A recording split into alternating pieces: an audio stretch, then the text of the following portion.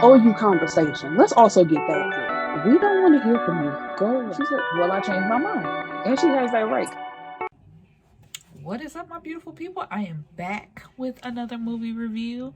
Um, this movie I found on Amazon Prime. It's called The Perfect Wife, and I believe someone like recommended this movie to me or asked me to do a review on it. And if I find the comment, I'm gonna, like put it up somewhere so that person can have credit. But a quick thing, and this is no shade, not me trying to be rude or anything, but if you do suggest a movie that you want me to review, can you please tell me where I can watch it? Because if this is the movie that I'm thinking of, I asked the person, like, where can I watch this movie at? Because just being real, I don't have a subscription to everything, so some things I may not be able to see because I'm not paying for all that, so it's just like, if you want me to review something, tell me where I can find it, and I'll let you know, like, if I can do the review or not, because just being real.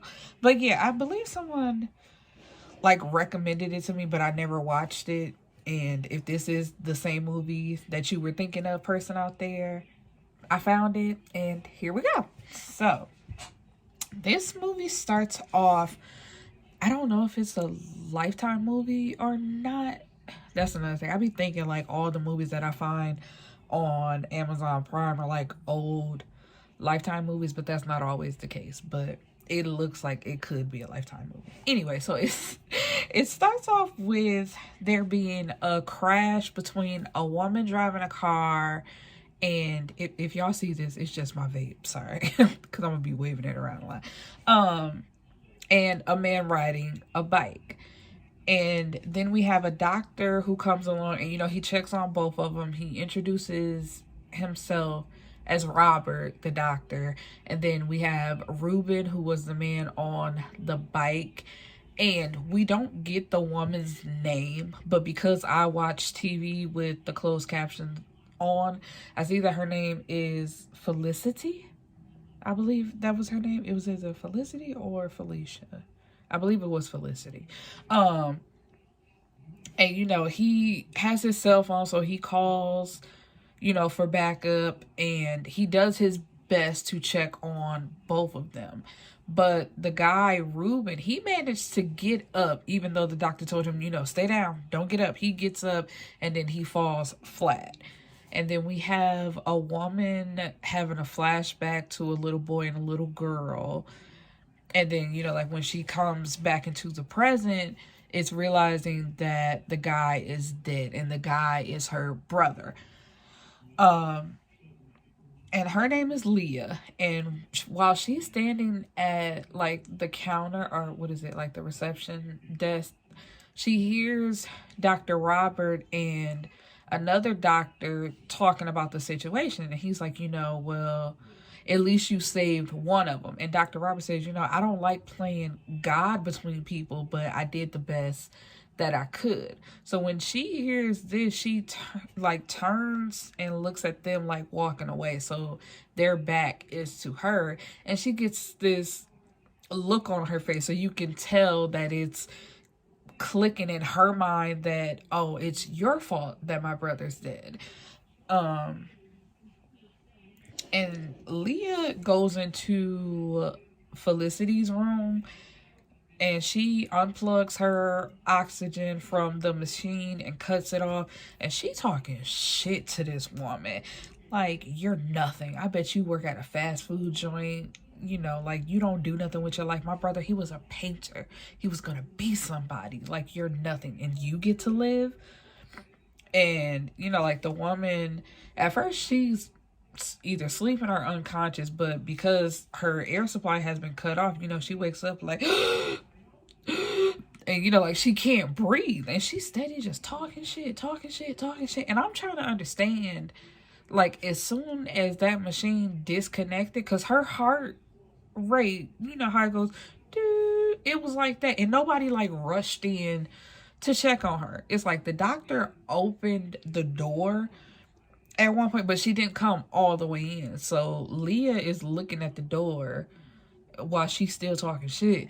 And then next thing you know, like, she cuts the machine like back on, so it would just appear as if it somehow got, knocked loose, but didn't nobody come in and like cut it off and unplug it. And this is one thing I hate about movies, and this is me. She got out the room like with the doctor not seeing her, because it's like when she finally did come all the way in the room, I don't get how you don't sense somebody else in the room. Like, you don't notice the movement of the person, like moving their body from behind the door and like rushing out the door. And how did nobody in the hallway notice, like, hey, what you doing? Like, you coming out that room, you look suspicious. Like, what you doing? Do you know her? I'll be asking questions, but she manages to get away with it. And, the doctor rushes over and, like, presses a button for help, and she plugs her back in, and they're, like, getting her help. But I thought, the woman died. Like, she let her die, but I guess not. So, next thing we know, Leah is with the doctor that let her brother die or killed her brother in her mind. They're married, and she is now going by Liza. So, she managed to wiggle her way into his life and get closer to him. They coming back from their honeymoon. It's like early, something happened where they couldn't fully like enjoy their honeymoon or whatever. And so his ex-wife, Helen, is there, but she was only there to drop off a present to the housekeeper, because they've been friends since, I don't know if it was before or like, when she was married to Robert. So it's just like, oh, I'm here to drop off a gift to her. But it's awkward because it's like, here he is with his new wife. They come in off their honeymoon. And it's just like, bam, my ex-wife. Awkward. But, she tries to slide on out. She like, y'all, even though this his house, she's like, y'all really weren't supposed to be here, I was just trying to spend some time with my friend, which I can understand. But honestly, it's like, if that's your friend, y'all can't communicate any type of way outside of this house, you shouldn't even want to be over here. You know what I mean? Like, that's your friend. You can see your friend outside of your ex-husband's house. But before she leaves, no, while they standing there talking, so Liza is like, Greta, I have some bags in my trunk. Can you go get it, please? And she looks at her like in a way, and then she walks off. And then this is when like Helen is walking towards the door like, okay, I'm gonna leave now.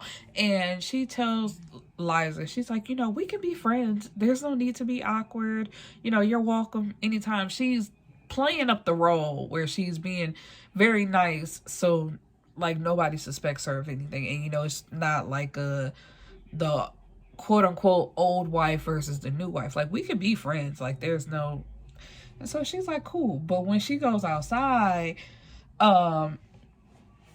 Greta, she mumbling shit under her breath, and Helen is like, I'm pretty sure she doesn't mean it like that. And Greta says, in the 12 years that I've been working here, their last name is Stewart. Dr. Stewart has always treated me with respect. Do you know she wants me to wear a uniform? And it's just like, at this point, like, if watching the movie, the bitch shiesty. So it's just like, yeah, we don't like her. But in this moment, technically, what she's doing is not wrong. And it's like, that's why there should not be what's the word? What is it? Like familiarity. There we go. Like, between an employee, you know what I mean? Like, the employer and the employee. Because it's just like, for somebody to request that you wear a uniform, it's not degrading to, like, you're a housekeeper. There's nothing wrong with that title and nothing wrong with your job. It's a job. And, like, technically housekeepers, or nobody really uses the term anymore, but like a maid, there is a uniform for that. And, it's just like, just because you have on this uniform doesn't make you less of a person. And somehow you feel that way. And it's like, if you feel that way, you shouldn't be doing the work. I hope I'm making sense in the way I'm saying that, because the way just like she wants me to wear a uniform, and it's just like, kind of, yeah, that's kind of Robert's fault for being too lenient with you, because you feel like it's a problem. Like, it reminds you of you basically who you are, but it's just, that doesn't mean that. I hope I'm making sense, because I don't know. But he rushes Robert rushes off after he receives a phone call from the receptionist about his brother. Like, his brother is about to be going through a divorce real soon, and it's kind of like he on the edge. So everybody like is cautious of him, and the receptionist is like, I'm scared to leave him alone with patients. So can you come check on him? And he tells her, like, technically, I'm not even off my honeymoon. Technically, I'm not even back in the States yet. And she's like, I know, but basically, come get your brother. And so, the brother looked like crap. You could tell, like, his, the doctor's jacket all crumbled. His clothes ain't clean. He looking, rough in the face. So it's just like, oh, damn, what's going on? So when he goes, like in his office, he's like, what's going on with you? And the brother's name is Brad. Brad, like, I went and bought her some flowers, thinking we gonna reconcile because we've been arguing lately. And that's what he thought it was. It's just like, we've been arguing, but, she ain't going nowhere. But he comes home to a note in the hallway. Basically, what did the note say? Because I wrote it down. Goodbye forever. You'll be hearing from my lawyer. And it's just like, girl, you didn't even have to do him like that. So he is feeling a way about it. If you hear that noise in the background, it's my niece. I'm so sorry. So while Greta is working, she come up in the bedroom, come to the bedroom door, and she's peeking in, and she sees Liza, because she once again has a flashback. It's a lot of that in the movie of her flashing back to when they were little kids. She kisses the picture and says, I love you forever and a day. So, Greta thinking she got some, like, oh, I knew that bitch was sneaky. I knew she was cheating on the doctor. But, Liza attacks Nora, who was the receptionist that called about Brad. And she says, it's not that I don't like you, but you're kind of in my way. So with Nora out and them like looking for somebody to replace her, Liza's like, I used to do some filing back in the day. I could, fill in till y'all find somebody else. And it's just like, everything just falling in place. That bitch just working her way on in and gonna fuck up the whole thing. So of course, him looking at this being his new wife, and she wanted to help. He's like, of course, yeah, thank you so much, baby. And she just going through all the files, being nosy as hell. Helen and Brad, they still have a good relationship. They're still friends, and they're discussing Liza, or Helen like brings it up, like, Greta don't like her, but how do you feel about her? And I know she's just bringing it up as conversation because it's just like, this is still her friend or her ex-husband's brother, like, still her friend though. But it's like, that could have backfired on her, because it's like, you could look like the wife or the ex-wife who just don't know how to let go. It's like, why are you talking about this woman?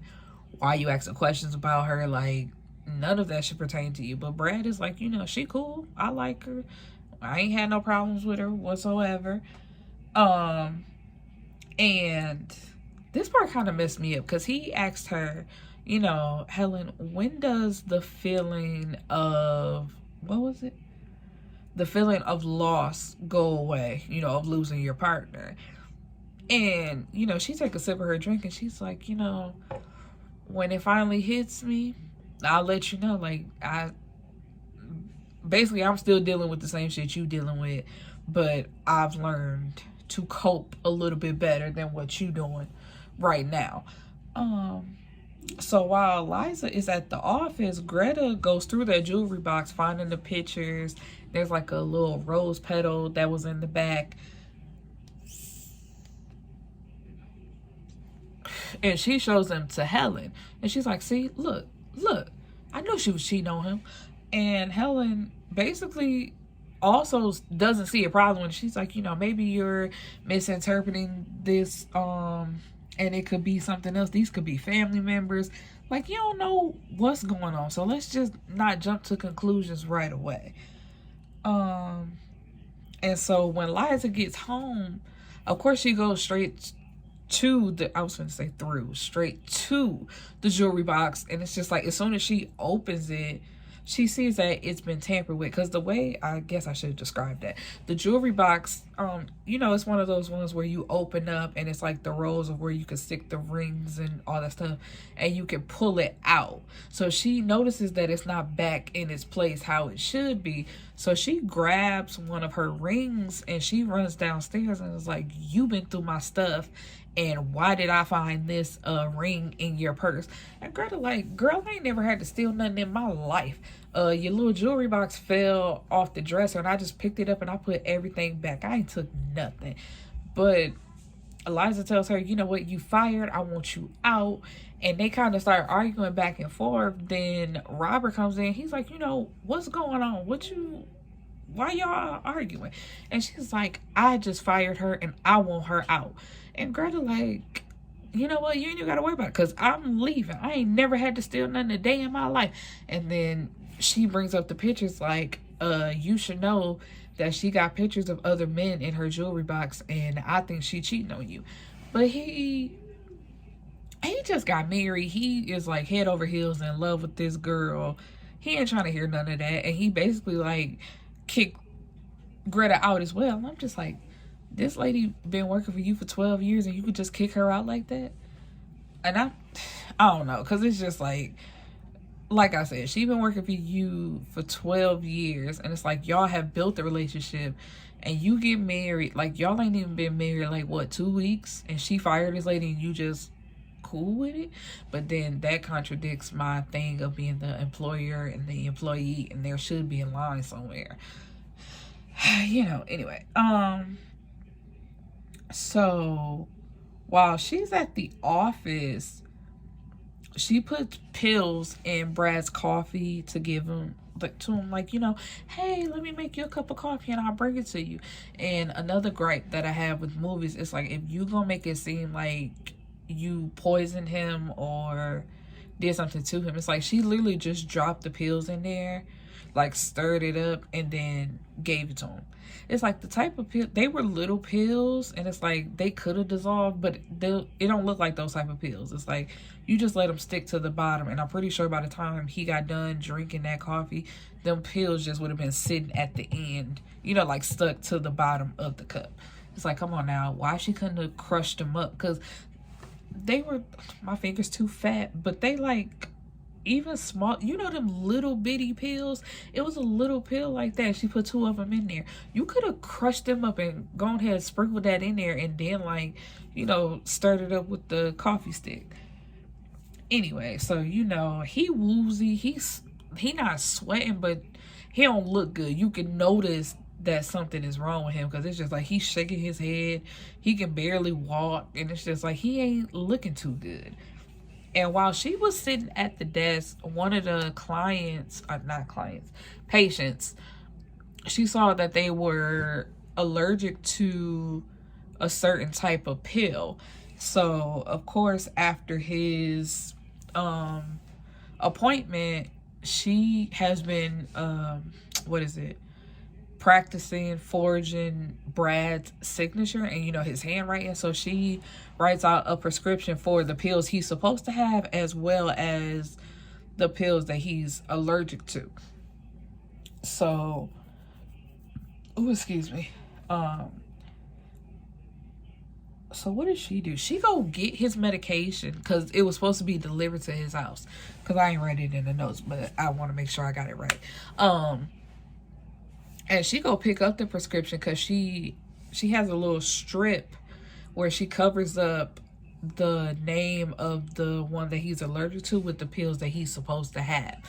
And so she dropped them off to him, and she's like, you know, the doctor wants you to start taking those right away. So like basically right now. But he invites her in, gives her something to drink, and like takes, I think, like 2 of the pills or whatever, and you can see that he's starting to have a reaction to it. And as he's laying on the ground, she's talking to this man like, you know, just let it happen. I'm so sorry it had to be you. I had to involve you in this. And he's like gasping for air, like, please. And she takes a pillow, because I guess he ain't dying fast enough for her. So she takes a pillow and puts it over his head and says, shh, shh, shh, just let go.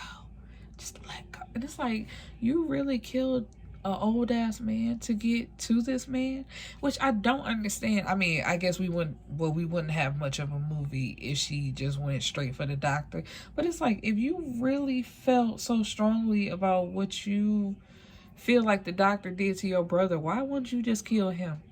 How did you about to kill the other woman that was in the accident with your brother? You done killed this man. You trying to do something to the brother. It's like, why don't you go directly after the person that you got a problem with instead of pussyfooting around and, you know, killing everybody else? Go straight for the person that you got a problem with. Which technically, I guess, I know it would be the girl that got into the accident with the brother, because if we point fingers at anybody, it would be her. Not even a doctor. It's like, really, you ain't even got no reason to be going after him, because as a medical profession, he made the best decision, you know, he could make. But anyway, so she leaves that man on that floor for his granddaughter to discover his body. So of course, after she called the police and, you know, the coroner, then she calls Robert. So it's just like, he goes over to offer his condolences, and he notices the pill bottle. So he goes to the office and, like, you know, can I have or his name was Orville Gleason. Can I have Mr. Gleason's file, please? And so, of course, as soon as he opened it up, allergic to whatever the medication was, and he sees that it's his brother's handwriting. So as soon as the brother get in, they arguing back and forth, because he's like, you know, this is your handwriting, so you done killed the man basically, and you wrote out this prescription, and it's the one thing that he allergic to. And one thing I didn't like, because what is her name? Liza was in there. Like, them two were talking before Brad came in. But as soon as Brad came in, why she wasn't asked to step outside the door? That really wasn't none of her business. So they arguing in front of her. And it's like, bitch.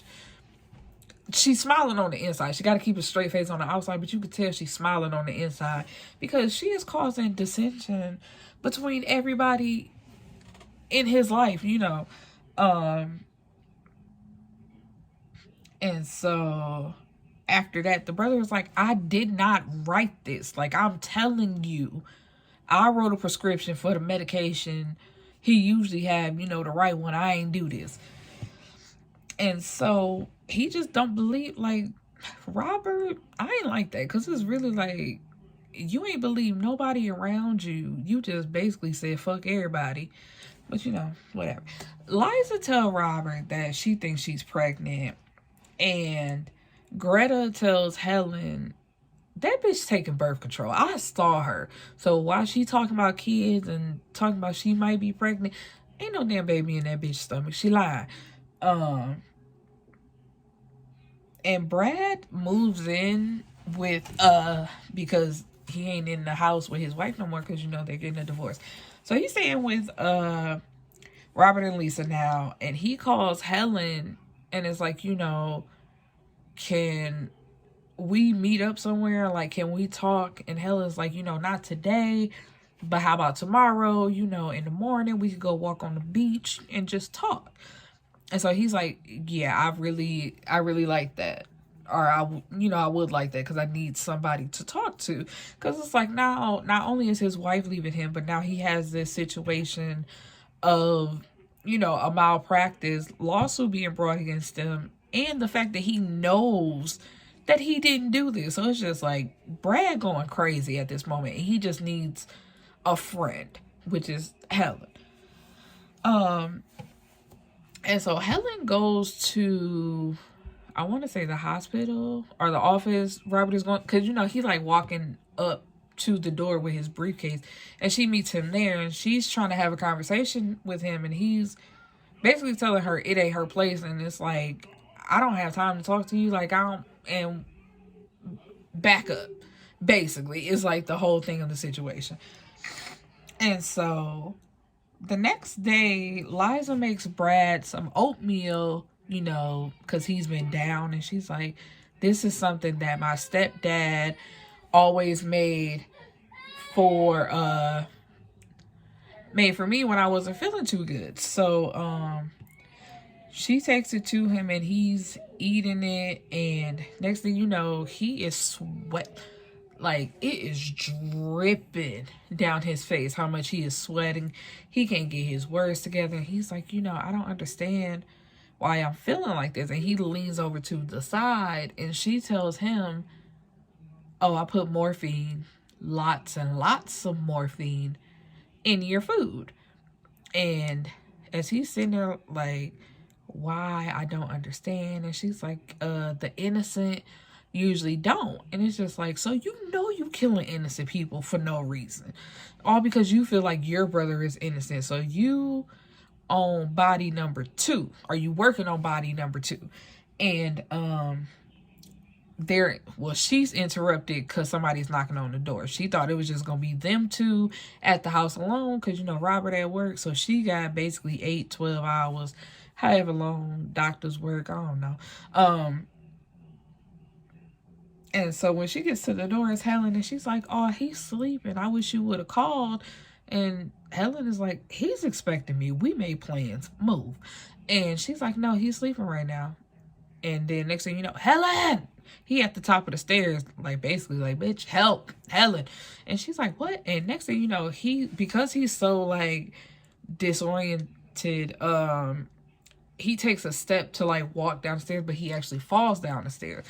And Helen basically like pushed Liza aside, like, bitch, move. And it's like, she meets him at the bottom of the stairs, and she's like, call 911.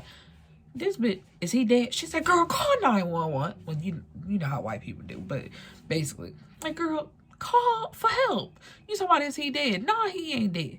But anyway, he actually does end up dying, and Robert finds a bottle of drugs in Brad's room, and it's like, he was lying to, oh, I forgot to mention that, because when he went to go see him, like after the recession, what was her name, Nora had called, he went to see Brad, and in his office, he went in his coat pocket, and he pulled out 3 bottles of pills.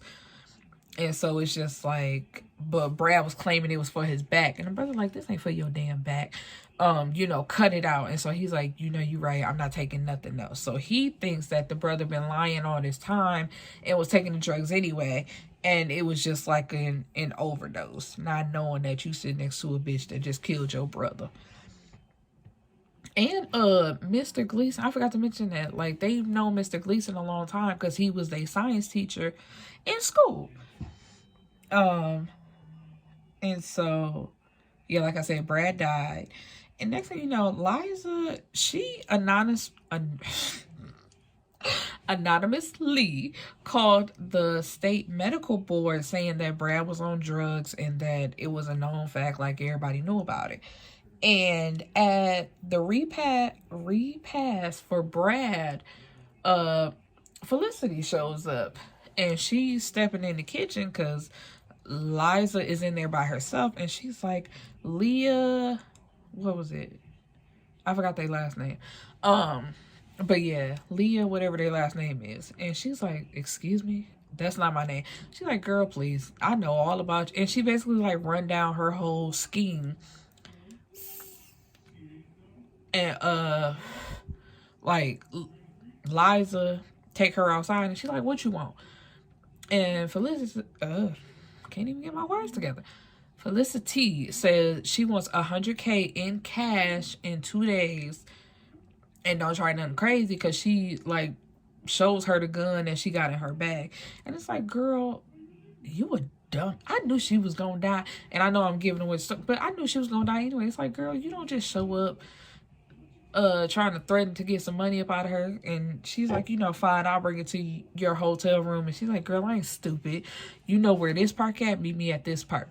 Now, of course, Helen showed up to show her respects to Brad, but when she's in the kitchen, she see them outside, so she eavesdropping, and she hears, you know, a little bit of the conversation, but she ain't got it all together.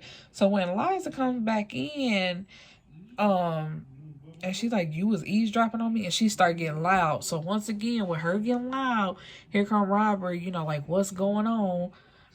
And of course, she's playing the, oh my God, she's upsetting me, and I want her to leave. And of course, what does he do? Kick her out. And I'm just like, at this point, you don't believe, I mean, not believe, what am I trying to say? Like, Robert, you a doctor. It ain't, I can't even snap my goddamn fingers. It ain't clicking for you that shit is strange surrounding you. Ever since she came into your life, like, your life was fine before you met her, and all this shit starts to happen around you, and you think that everybody is just attacking your poor wife. Anyway, so while Felicity is standing in the park, like, waiting for her to show up, she in the parking lot done broke into this woman's car, and she just, you know, basically waiting. So after she done smoked like a pack of cigarettes and got tired of waiting, she gets into her car, and Liza Leah pops up from the back seat and sticks a syringe into her neck. Killed her. So that's body number 3 that she done killed. And at home, she spikes the champagne that she got waiting on Robert with, you know, the date rape drug. And Helen calls the hospital because when she heard the name Leah, whatever the name was, you know, and Felicity, she started getting the information and figuring out, you know, basically what's going on. And back at the house with Robert feeling woozy, she gets him into the car because he's like, she says, come on, let's go get some fresh air. And he's like, no, I need to sit down for a minute, and I think I need to go to the hospital. So when they get in the car, in true movie form, she just get to talking. She talking so much, telling him everything, running it down from the beginning. And she ties his hands to the steering wheel, basically, what was it? Saying that it's gonna be a suicide or look like a suicide because everything is crumbling around him, because, you know, it's the malpractice lawsuit. His brother died. He might be losing the company, you know, like, so basically he killed himself. But he hasn't completely, you know, lost it. So he's listening. And by the time Helen done put it all together that Liza is Leah, you know, she rushes over to the house, and it's just in time to save Robert, because when Liza saw that it was her, this heifer jumps the fucking wall and, like, takes off, which is, I was like, when I saw that, I was just like, she ain't try to fight. She ain't try to do nothing. It's just like, she heard somebody coming, the little wall that they got around their property, that bitch climbs up and takes off. And so it's 3 months later, Robert and Helen are, like, in a cabin drinking wine in front of a fireplace. She is publishing, like, a book of hers, and you can see that they're about to attempt to rekindle their relationship, because he says, you know, why don't we have lunch or dinner or something like that? And she says maybe. So he's like, is that a maybe yes or maybe no? Sis said it's a maybe. Which, okay, and then Lisa Liza shows up with a gun, and I'm just like, so the night that bitch, I don't care that she jumped the wall, like, did nobody look for her? Like, didn't nobody go to the police like, this bitch is actually this bitch and this is how this is connected? But anyway, she's still, you know, griping about her brother. And he's like, sweetheart, there was nothing I could have done for your brother. Your brother was brain dead. He would have just been a vegetable. There was nothing to save. He was better off dead. So I saved the person that I could. And so Lesley-Anne and Helen, like, they get into a fight over the gun, and of course as they're tussling, it goes off. Excuse me. And of course it shoots Lesley-Anne in her stomach. So when she rolls over to the ground, Robert starts giving her CPR, and of course it's like she comes back because her eyes was closed. You know, he had her mouth open. You know how CPR works. And she says, "Why didn't you let me die?" "Because I'm a doctor." And it's like, man, if y'all don't shut the fuck up. And I just don't, you know. My whole thing about this movie is it could have been over from the very beginning, because it's just like, it didn't make no sense, and how she got away with all the shit she got away with. But anyway, that is my little review for this movie. Let me know what you think. If there's a movie that you guys want me to review, drop it down below. Peace and blessings, my beautiful people. Mwah.